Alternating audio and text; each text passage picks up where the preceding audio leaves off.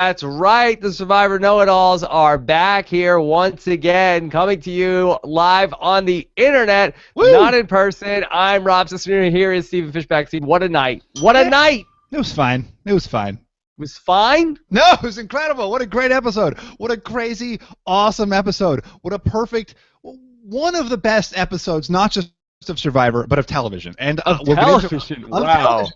I think this is where, not to be hyperbolic, but one of the best, scripted things in history. No, one of the best non-scripted things. This is why Survivor is so great. You literally could not write it, or you could write this, but you'd have to be a really good writer to write something like this. It's so Cochran-esque, yes. Cochran-esque. It's so perfect. This whole moral struggle that Ty has been on all season long. He starts off this blissful Blythe gardener, protecting the trees. He turns to the dark side, Yes. pours out the water. Last week, he literally did one of the most despicable actions in the history of the show, and this week redeems it all. My blog this week is all about the Star Wars parallels. Now he is the Anakin Skywalker of Survivor. Yes. Okay. So the circle has been complete. The midi-chlorians are off the scale with Tai Trang. Yeah.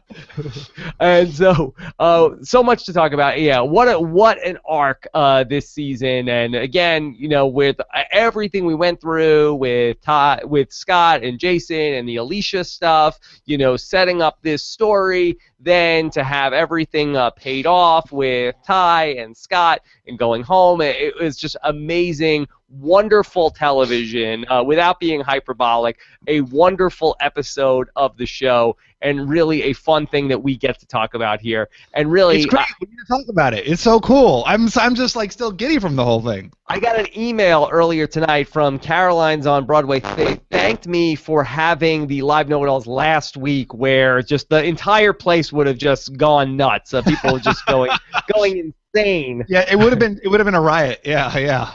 Yeah. So anyway, very, very exciting to talk about this. We're going to take your comments on this episode, hashtag RHAP, also on our YouTube channel at robbinswebsite.com/YouTube. Got a really fun show coming up tomorrow. Of course, exit interview with Scott. That should be interesting. Then we're going to have Shireen is going to be here with me in the studio for the recap tomorrow. Very excited about that.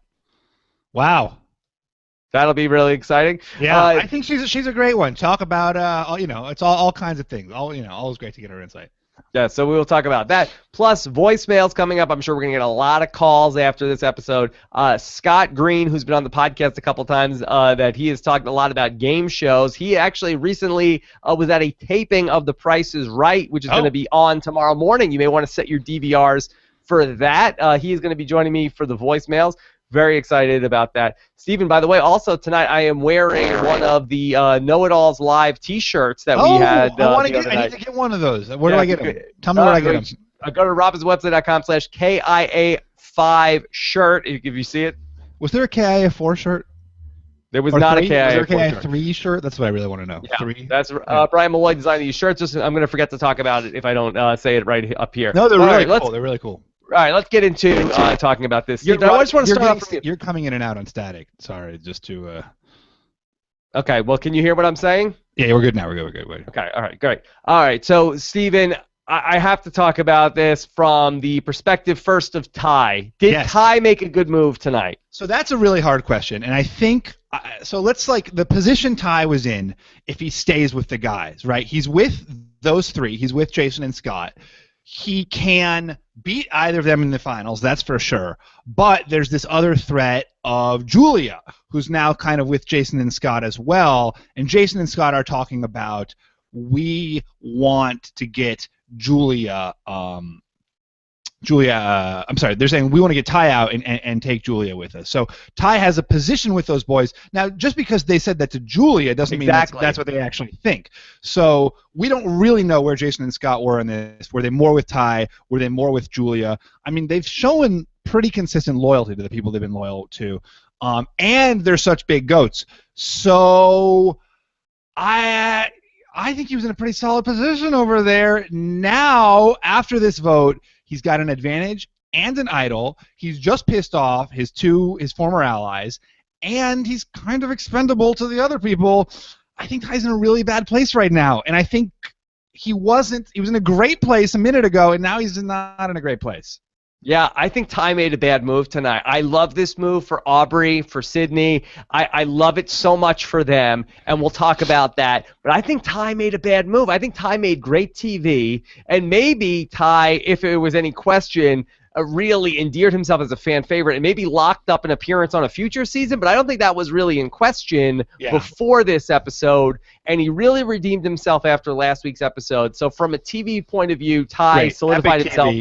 He's the favorite player of the season, I think, for most people. Definitely the favorite player of the season. People everywhere I go, people are saying, the famous Jeff Probst people on the street left Ty. I think it was a really bad move for Ty because, one, he had one half of the super idol, which now take the super idol off the table unless another idol gets hidden, and you don't know where it's ultimately going to go. But either way, the super idol was going off the table tonight.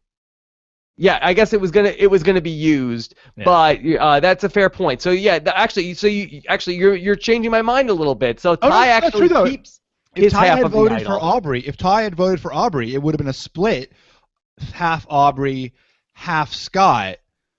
Yeah. All right. So yeah. So ultimately, if he would have either had to play his idol for himself. Had the plan not gone on board. So I guess if he in the best case scenario, he tells Aubrey and Sydney he's with them, and then has them vote for Scott, which then doesn't make there be enough votes for him to go out in this. But if he flipped his vote to Aubrey, right, then it's 3 for Aubrey, 3 for Scott, and so that's either a revote with no possibility of a super idol, or Scott plays a super idol and Aubrey goes home. But either way, I think the idol is hypothetically speaking, I don't want to go too far down this rabbit hole, but let's say there was a revote. Let's say Scott didn't play his super idol after the vote. So there's a revote. Scott can't play a super idol after that point. Who's voting for Scott? Who's voting for Aubrey? So we think that Scott, Jason, Ty, I guess Scott can't vote. So Jason, Ty, and maybe Julia vote for Aubrey, and then Sydney, Michelle, and Joe, and then it's another vote. You're right. So an idol is going to end up going out of the game here at some point. So what Ty then does here. So I like this a little bit more now that we're really talking it through. And again, this is probably one of the consequences of doing this show right after the episode. But we're so excited.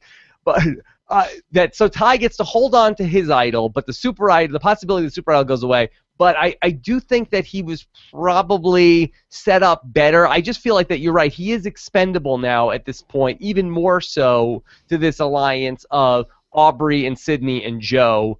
What do they need Ty for? Because he's a person, maybe does he become a little bit more desirable to take to the end now that he has some blood on his hands? No, he's less. I think I'd seen a lot of analysis that was saying, Ty's problem was always going to be that he would be perceived as like Jason and Scott's servant, and by not getting out from under their shadow, and this makes him more threatening. He's got this huge resume piece now. So I think we've talked a lot about how threat level is a real dangerous in Survivor. Yeah. Ty's threat level's off the roof now. He's the favorite at the end. He's got this idol and he's got the advantage. He's spiking all over the place. If he doesn't do something if he doesn't burn it all next week, play everything, Ty. Play everything next week or you're done. I gotta say, the thing that made the least sense to me in this episode tonight is where Julia and Michelle are. Now, Julia got a lot of face time tonight. And Julia, Jason described her as our double agent. She's the person playing both sides. She's really with them. I'm not sure exactly why she goes to the guys and says, hey, we're putting 5 votes on Ty tonight because we want to flush the idol. And the guys seem like they're on board with this plan. Yeah. And to me, I don't understand. If Julia is working with the guys, doesn't it make more sense to keep those idols in play and keep the super idol in play? If Julia is working with the guys, why not vote together as a group of at least 4 and potentially 5 with Michelle? I don't think they knew about the Scott plan. It seemed like, didn't Ty, at some point, didn't wasn't Aubrey saying to Ty, like, oh, they're out to get you, we're going to do something else? Like, I think that was part of that whole conversation between Aubrey and Ty, where they were sort of outing Julia as this double agent. And I think that's what. So I don't, neither Michelle nor Julia. That's not a cohesive unit. They weren't with Aubrey and Joe and Sydney.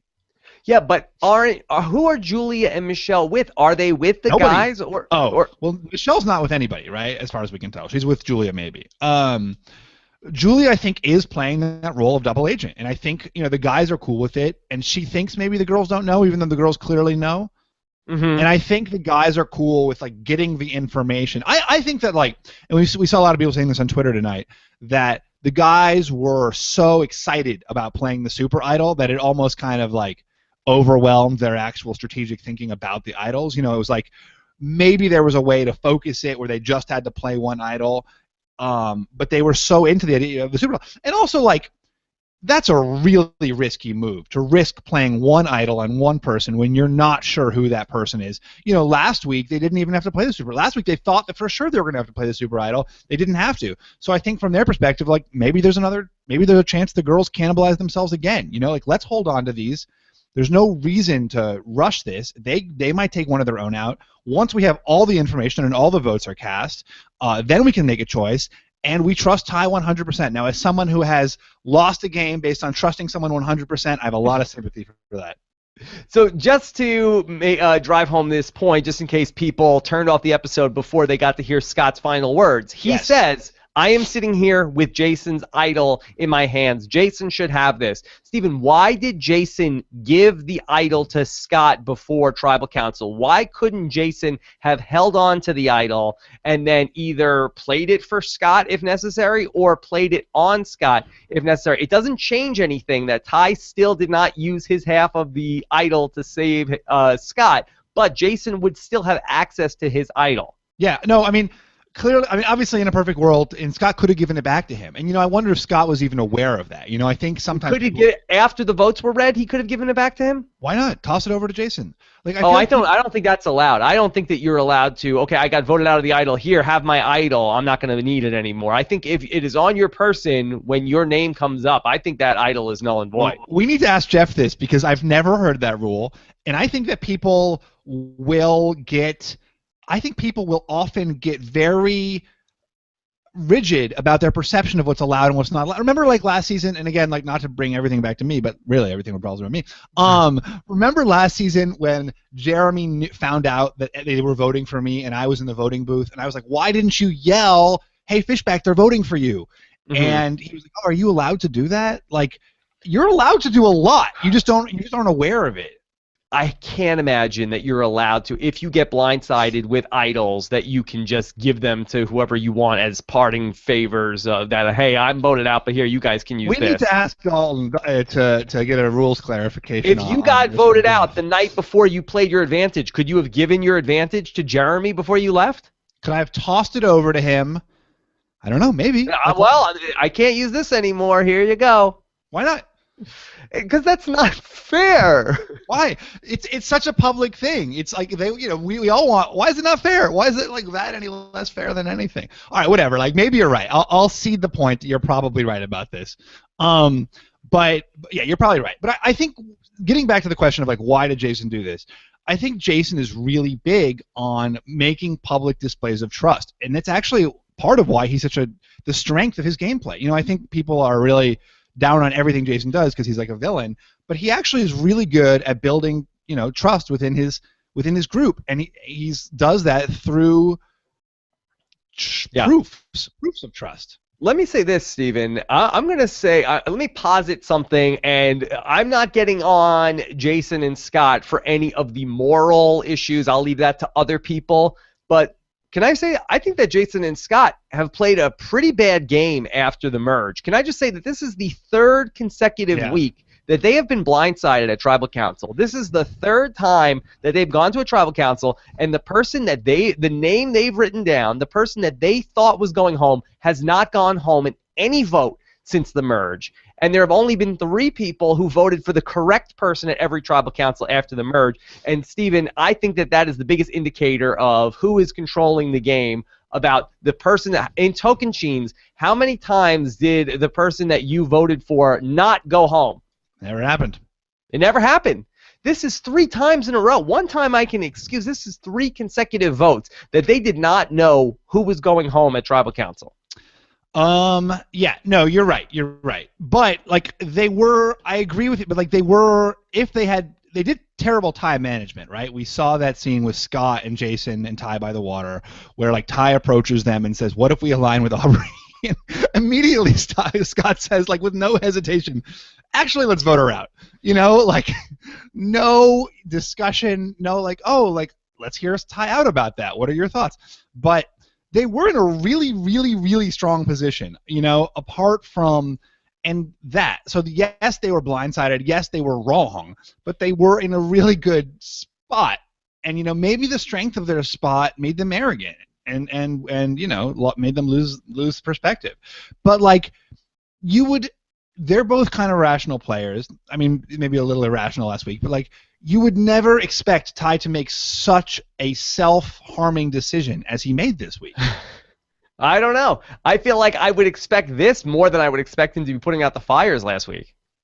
I feel like that seems more out of character for Ty than to do something like this. Steven, does this give us any clarity on the move last week? Because you commented a number of times, both on the show and on Facebook, that I don't know if this was a good move or not. There's never been a more controversial move in terms of was this good, was this bad. Does this give us any more clarity as to what Aubrey and Sydney did last week in terms of voting out Debbie? Because I think that this episode tonight, this was a point in their favor for what they did last week. Because to me, I think it made it seem like last week, I think a lot of people felt like this was the line in the sand. This was the point of no return. They missed the shot. They didn't, again, to go back to Star Wars, this was, you had to shoot the torpedo in the Death Star at this exact moment, and if you did not do it, you lose the game. Good day, sir.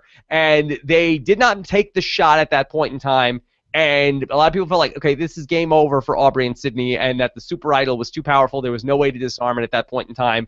They decided to go off the board and vote for Debbie, and now, look, Scott went home this week, and Ty is an ally of theirs. But just because things wound up well for them doesn't mean that last week it wasn't a bad choice. You know, you can make a bad choice, get in a hole, and dig yourself out of that hole, which is what Aubrey did. And, like, the way Aubrey worked Ty this episode, like, we still have to talk about, and I think it was one of the best and most effective ever, you know, attempts to get someone to flip. But that still doesn't mean that they were. I mean, the one thing I did want to say to mitigate my criticism last week was that thinking about it further, Aubrey didn't know what the Super Idol did. So, like, based on her own lack of knowledge last week, it wasn't such a terrible decision that she made because there was just thinking that an idol was going to get flushed, thinking that would probably eliminate her or Sydney, and therefore going after Debbie. Like, it's a pretty clever move if you don't know what the Super Idol does. Yeah. So all right, let's not get too caught up in this because I just think it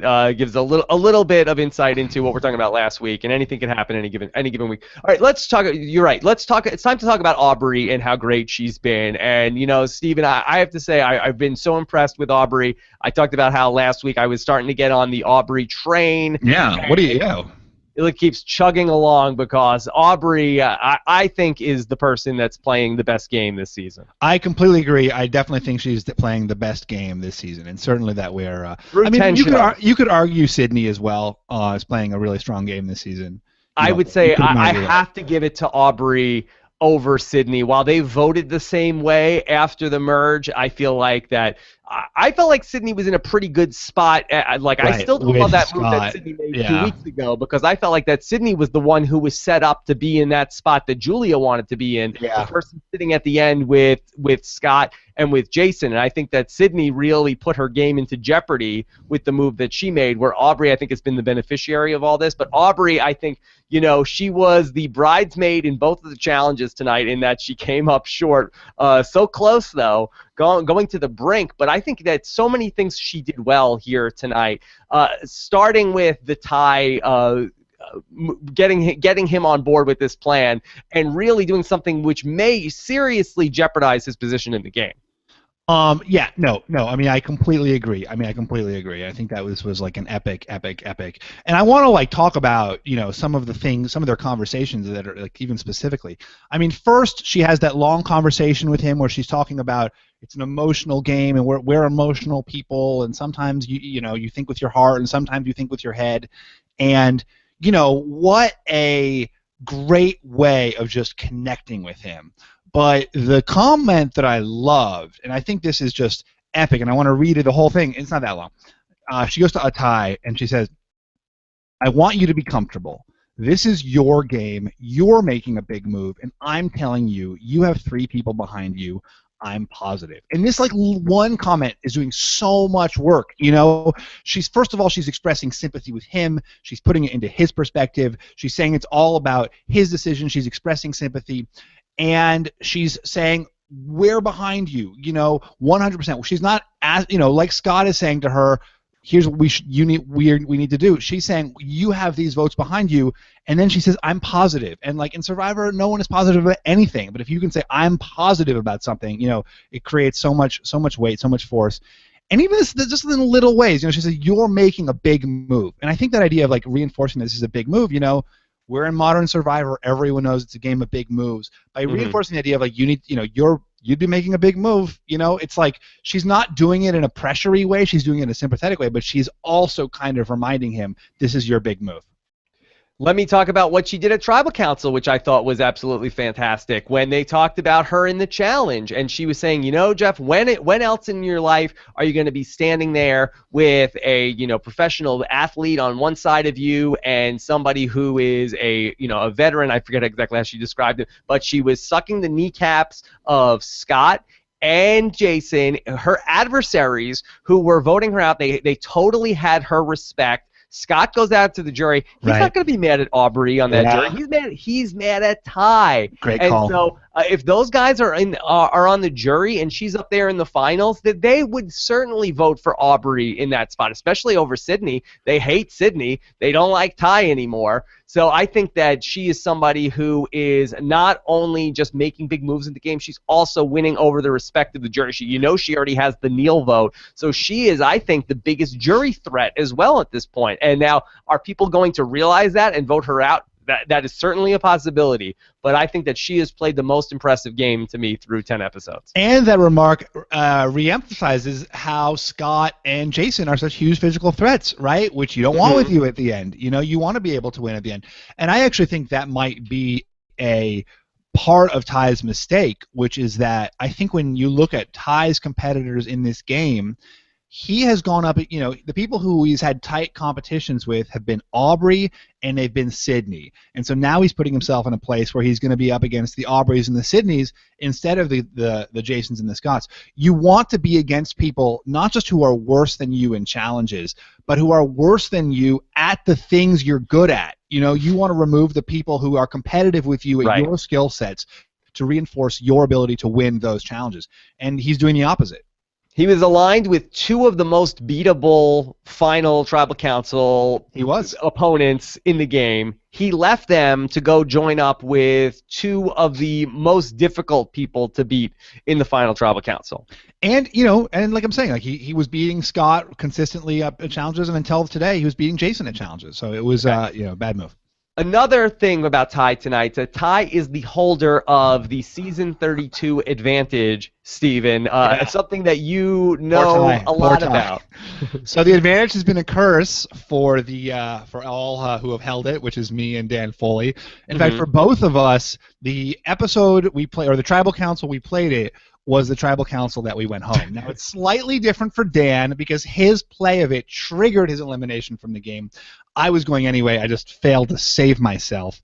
But I was actually thinking about this advantage, Rob, and you may not want to engage in this kind of speculation, but I was wondering, my season filmed after this season and after Worlds Apart, obviously, so production has seen the advantage get played twice. They've seen the extra vote get played twice, and they chose to modify it for me in making it a vote steal.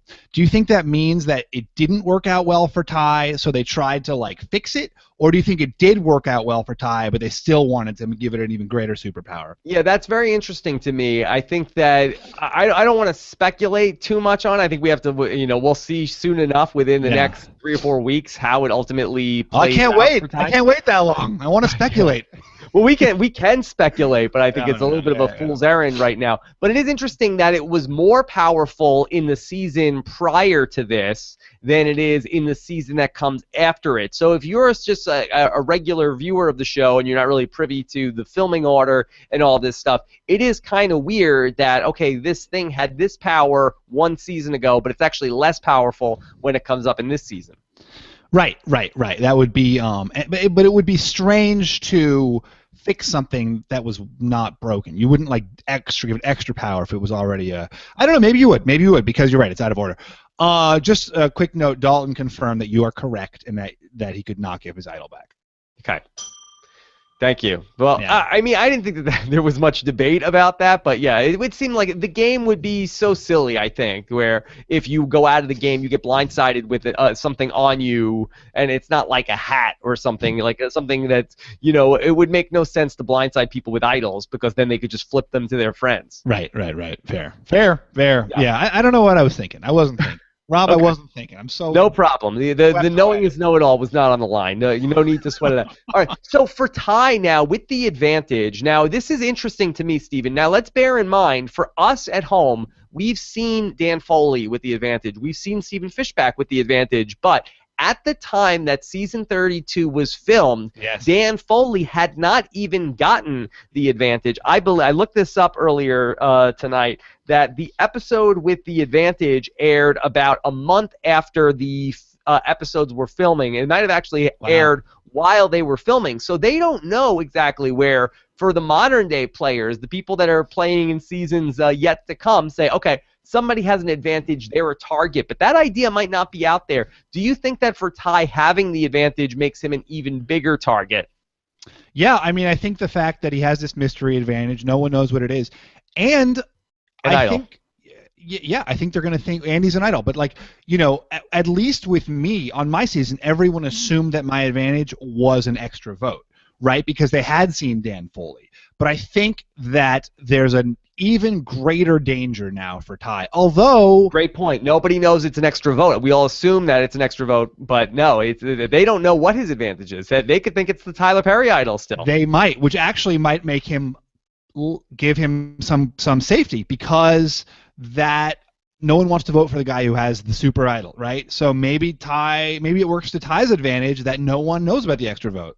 Is there a scenario this upcoming episode where even Jason, who is on the outs, could be part of a potential vote split to flush Ty's idol? Does it benefit anybody that Ty has the immunity idol? Yeah, I think actually Jason, coming out of this episode, is in a decent position. Again, like perceived strength. Jason doesn't have an idol anymore. He lost his ally. His other ally turned on him. Jason looks like he's one of the weakest people out there right now. Plus, he has no jury credibility. Like, suddenly Jason goes from being a huge target to being someone who you wouldn't even bother to vote out. I think Jason could be a big winner from this whole thing. Well, do people start to look at him as he is a person with no power, who's really exiled into, an island of himself? Is he starting to say, boy, he's an attractive jury goat? He's not somebody who's calling the shots, but he's somebody who can, at Final 7, are we close enough to drag this guy to the end so that he can go to the end and lose to fulfill the prophecy from Stephen Fishbach from earlier this season? I did. I said that really early. Yeah, I think so. If you were in this state, if you were in the game right now, if you were Aubrey, what would you be thinking? You'd be thinking, I want Ty out, and I want Jason sitting next to me. Yeah. Yeah, I think that Ty is in a very precarious position here moving forward. All right, so for Jason, then who does he sell that to? So he's got Julia. Julia could bring in Michelle. Mm-hmm. Right? That's only 3, though. 3 out of 7. 3 out of 7. You just need 1. I mean, I guess it seems to me that the people that are on the outs, the people who did not vote together, are Julia, Michelle, and Jason. It seems to me like that's a natural 3, whereas the people who voted together, don't forget about Joe. I mean, it's easy to. He is also a person who is correctly voted. No, sorry, he didn't vote. He voted for Debbie last week, but he correctly voted tonight with Sydney and Aubrey and Ty. He was the 4th vote for Scott. So you have to think that that group of 4 is still together. So that sets up a pretty clean 4 versus 3 scenario going into next week. I think they want to stay with Ty, which would be probably not a great move. I mean, I think that Julia may be a likely vote out next week. If I were Aubrey, that's probably like the move out. If I didn't go for Ty, maybe you'd want to split votes on Ty and Julia, just because Julia, she has been the one bouncing between alliances. She's the one who's in everybody's ear. Well, how do you do that? How do you split votes when it's 4 versus 3? Well, I'm saying if they could get Jason in, I mean, who knows? I'm just saying, who knows? Like, otherwise, though, I think Julia is a likely boot, right? No one's. I don't think anyone wants to take out Jason now. It wouldn't make sense. And there's no reason to take out Michelle or Joe. Sydney and Aubrey are tight. So unless it's Ty, I think it's got to be Julia. Yeah, this is very interesting. This is really, really fun to see how this is going to go. I think that you'd probably say boy, I guess it's either Jason or Julia. That Aubrey said tonight, boy, I think that Julia is playing a good game, but I think she's sneaky. She's not the kind of person I want to sit next to at the end. So I think that Julia is still very much on Aubrey's radar. I think, and she's still, she's still got all of these different. She's still kind of playing that middle ground, whereas which is more dangerous than where Jason is. If I were Aubrey, I would go for Julia next, if not Ty. Probably actually Julia first. Anything else you want to point out before we jump into some of these questions? Yeah. Well, so it's actually the same thing that is our first question. So I'll just do the question. Haiku Fishback wants to know, do you like how they did the reward challenge tonight? Yes. Also, are you surprised with anyone's choices on the rewards? Give us your analysis, Rob. What do you think here? This was really fun, I thought. First off, great to have an individual reward challenge here at the final 8. So they allowed a little bit different of, you could either play for the advantage, play for food, or play for love from home. And we had a pretty interesting split. The people that went for the advantage were Ty, Aubrey, and Sydney. People who went for food were Jason, Scott, and Michelle. And the people who went for love were only Joe and Julia. Steven, what does it say for people who went for the advantage but didn't end up getting it? What is that in some ways? Lucky them. Yeah. So, for instance, back in season 31, you and Spencer both went for the advantage. He didn't get it. We saw Mike Holloway back in season 30. He went hard for the advantage and then didn't get it. So what does that signal to people where you go for the advantage but you don't come away with it? I don't think there's I don't think there's that stigma to being aggressive strategically anymore. I think now there's just an expectation. Everyone is playing the game. Everyone is playing hard. I don't think there's going to be a sense of Julia, you went for it, you lost, you must something. Or I'm sorry, not Julia, Sydney, right? When you're playing a more aggressive game than I thought. I don't think there's that exists anymore. Now, I think maybe for someone, last season with me, Spencer felt particularly upset to not have it, and maybe going for it and coming up short makes you more fixated on it than it does, not going for it at all. So I don't think there's any target that you gain from losing out on it, but it might increase that person's awareness of it, in the game. What does it signal somebody who's going for food when the advantage is on the table? Is that sort of just like the safe move, or does that's the move? Yeah. Yeah, I think that's what you should do. Go for the food. Yeah. Then also the letters from home, that Julia ends up going for the letters from home. Now, she seems like the kind of person to me that would be going for the advantage. Yeah. Was there any did you feel like that there was any sort of thought like, oh, well, nobody's going to be going for the letters, let me go for the letters? Or did she say, oh, I see Joe's going for the letters, let me go for that too? Yeah, that was such a fun, and I wonder, they must have had to declare simultaneously, right? They couldn't, there's no way that they could, there was a draft or anything. I think they probably,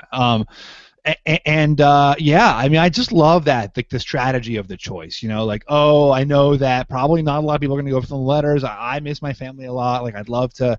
I think that can. What do you think about that, though? What would you do in this situation, Rob? What are you going for here?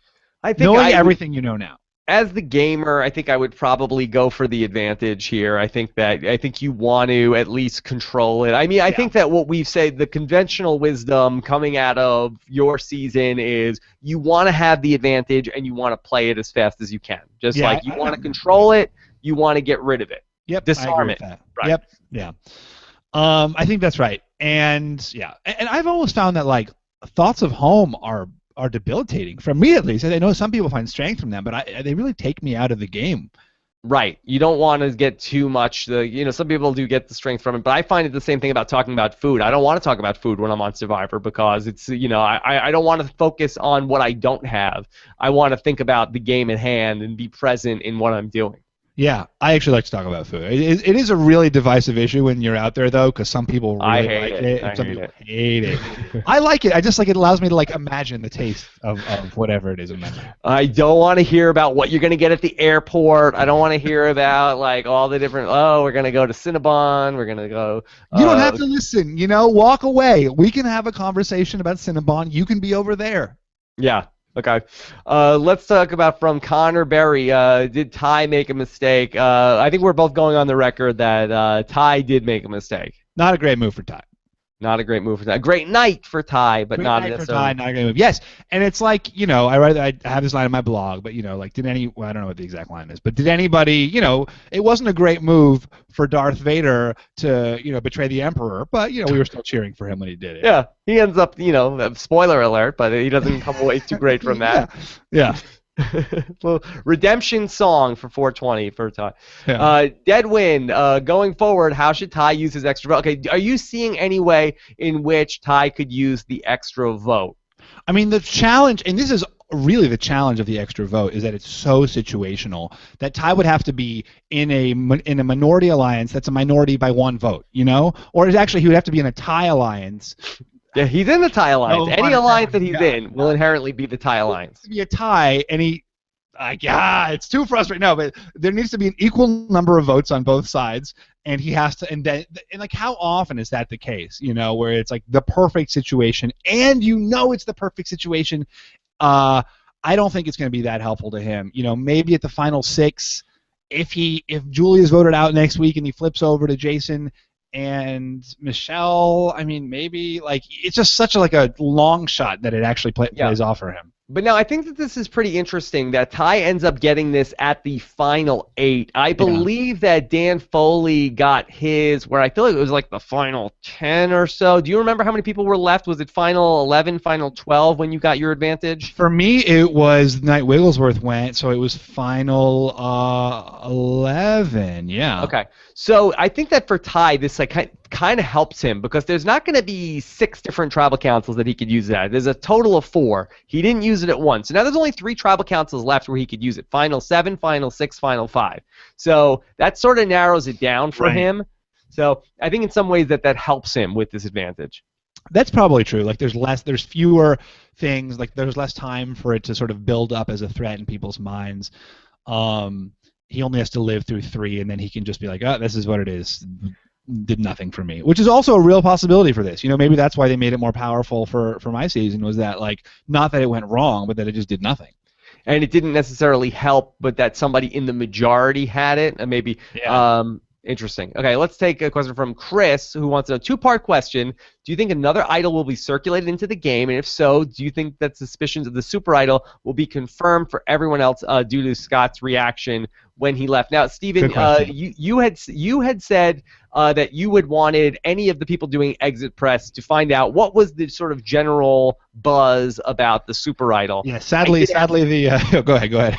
I did ask Debbie that question when I finally got to speak to her on Tuesday, that she claimed that everybody sort of knew about what was going on, but we see that Jason says in the episode that, well, nobody knows about what the super idol can do, and we just really don't know exactly what's going on. The way that they were talking about flushing Ty's idol, and especially the way Julia was saying to Ty, player idol, really made me think that they don't know what the super idol is. And I don't know how reliable Debbie's exit interviews were. That's a fair point. Now, does Ty explain to Aubrey and Sydney and Joe exactly what the powers are of the super idol?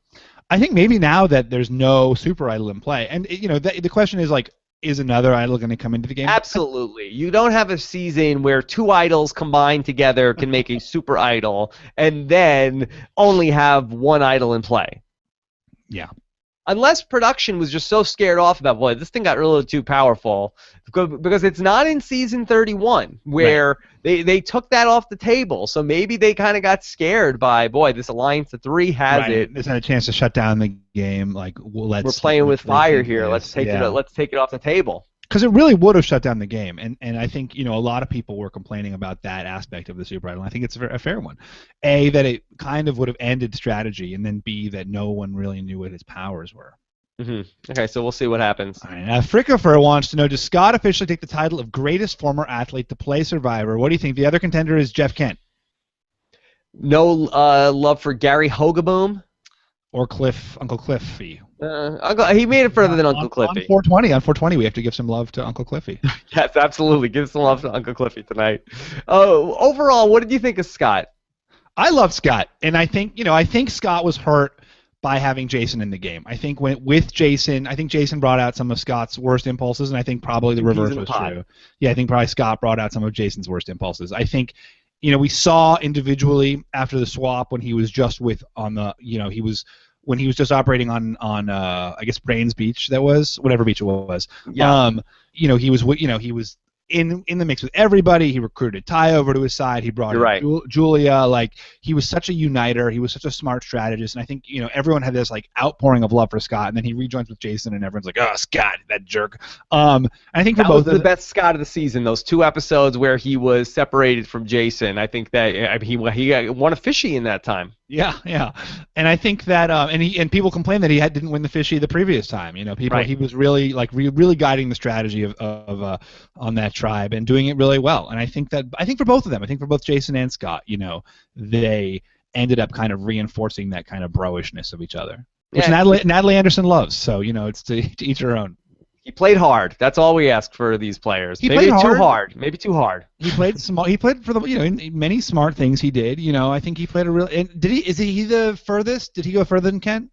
I do think that he made it further. I don't think that Jeff Kent made it to final 8. Yeah, I mean, Jeff Kent was great. I love Jeff Kent. Yeah, Jeff Kent wouldn't piss on you if you were on fire, Fishback. Don't ever forget it. Yeah. Okay. Let's take this next question from Scott Grimes. Does Survivor Medical always do weird measurements pregame? Seems like having your wingspan measured would tip you off. I mean, would you train for that? I mean, what do they do? Do they come by the camp and measure you, or are they sort of like relying on you, like, so what's your wingspan? No, I think they measure you, right, for something like that. So when you go to the Survivor Combine? Yeah. Yeah. But it's funny, Tyson always says, like, oh, you should, like, underreport things. But they measure you for the challenges that matter, or, like, overreport. Say you're shorter than you are so that if there's a height challenge. But they're not going to just take, they're going to, like, bring out a freaking tape measure and like, base it accordingly, And, like, plus, they, it's not like that, they're going to have the ability to, like, make adjustments. Yeah, I'm sure they did a measurement. Okay. What about Theg61337? Theg wants to know, maybe the G wants to know, Rob, would you have the guts to straight up tell your Alliance member you're sending them home? Boy, would I have the guts to tell my Alliance member I'm sending them home? You mean like what Ty did at Tribal Council? I don't know what the comparison is.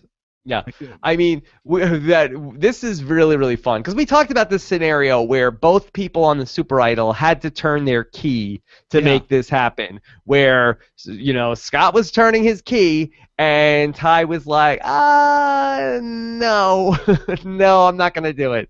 I'm not going to do it. And I'm really surprised that Scott just didn't just go nuts at Tribal Council. Like, what do you mean? He was so cool about it. He's like, okay, good move. Okay. Like, come on. Yeah, he didn't put the screws to him at all. He's, Yeah. Did you see this coming? Did you see, based on how confident Scott and Jason were, did you see this coming? I knew it was going to have to, it was going to come down to this sort of decision, just sort of like scratching out in my notes, like, okay, wait, so they got 4, they got 2, okay, this is going to be really fun to see if this is going to happen, and, it was all coming down to, I was giddy with excitement during Tribal Council. Yeah, I thought there was a chance that it was Aubrey. Because I thought Aubrey was going soon because of her, like, crazy visibility, but I was wrong. No, really fun stuff. Really, really great episode. Now I think she's going all the way. I think 4, 3, 2, just narrowly losing to Michelle. No, narrowly. Yeah, but there's no way, Steven, that you can't imagine a scenario where she loses in a final tribal council, do you? No, I don't think she makes final tribal council. I certainly could see the possibility. She's still my pick.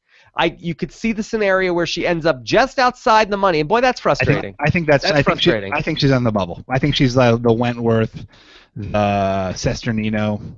Yeah, right outside that. You certainly could see that scenario. I can't see a scenario where she loses in a final tribal council. Yeah. She's Knowing so if you good. just made it one more vote, you'd have won it all. All those votes, all that money pouring down on your head. Yeah, have fun living with that. All right, Rob's Taboo Buzzer wants to know, so is Jason the perfect GOAT to drag to the end? Is he the best GOAT on the board? Yeah. I would think so. I think so. Who would vote? Maybe Joe, could you say, or is he still beloved? Nick might vote for Jason. Scott might vote for Jason. That's 2 votes right there. Of the 4 votes, that's 2. Yeah.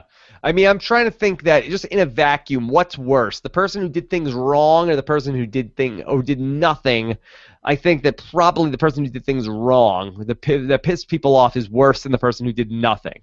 Having been on a jury, I would now agree with you. I think there's a lot of animosity, and you find reasons to like the people you want to vote for.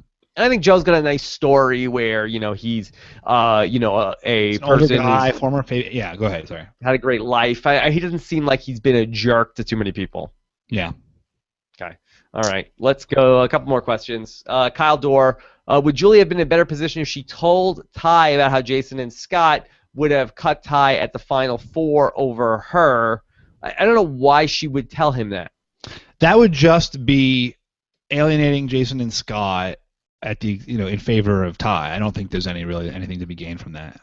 Yeah, I still just don't get why Julia was telling them about how she wants to flush Ty's idol. Like I don't know why they wouldn't just take her aside and say, "Hey, how about don't do that?" Yeah, like, we'll vote Ty out later down the road. Let's keep our idols in play. But they don't care, right? Because everyone knows what the super idol is. As far as they're concerned, she can say. I was surprised that Ty was even pretending to listen to that. Yeah. I guess you can't just ignore someone. Guess so. All right, one last question, Steven. Yeah. Last question coming here from Jorge Alvarado. How cool is it that good old-fashioned persuasion from Aubrey is what took down this seemingly unstoppable super idol? Great question, Jorge. We talked so much about the numbers, and there was a great conversation tonight about brains versus heart in this game. Should it be brains versus beauty versus heart? Well, I think to Jorge's point, it's like all episode long, we see Aubrey, she's trying to prove herself. I just want to prove myself that I deserve to be here. She tries to do it in one challenge. She just falls short. She tries to do it in the next challenge, and she just falls short. But she learns to use the strategic force. She does this the Jedi mind trick on Ty, and he comes around. I didn't know you were such a big Star Wars guy. I feel like that in how many years of doing this show, I feel like you've made 0 Star Wars metaphors, and now you're all Star Wars. I've been saving them. It's like the big payoff with Ty. It's the big payoff with my Star Wars fandom. It's April 20th, not May the 4th, Steven. This episode, it brings it all out. How much is Caleb like Padme? Bear with me. He was Ty's first love, who died giving birth to the twins of Salt and Pepper. And he turned Ty to the dark side. 2 weeks from tonight, the All Star Wars May the 4th edition of Survivor Know-It-Alls. Watch out for that after episode number 12. All right, Steven, really exciting couple of weeks here. I mean, the little season that could just keeps chugging along.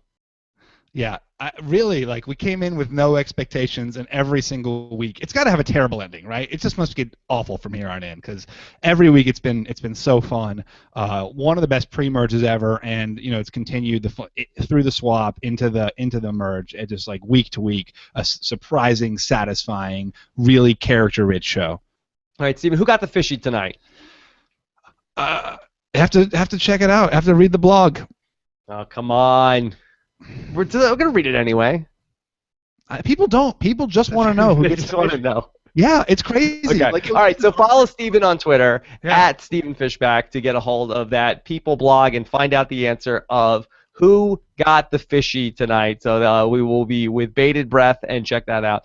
Also, don't forget Scott Pollard exit interview tomorrow. Looking forward to hearing what he has to say about all of this and what his spin is on all this. If he has any choice words for Ty following this, very, very fun to hear what he's going to say. Then fun podcast coming up with Shireen coming up on Thursday, and then voicemails with Scott Green. Get your voicemails in. Go to robbinswebsite.com/voicemail or 323-282-RHAP.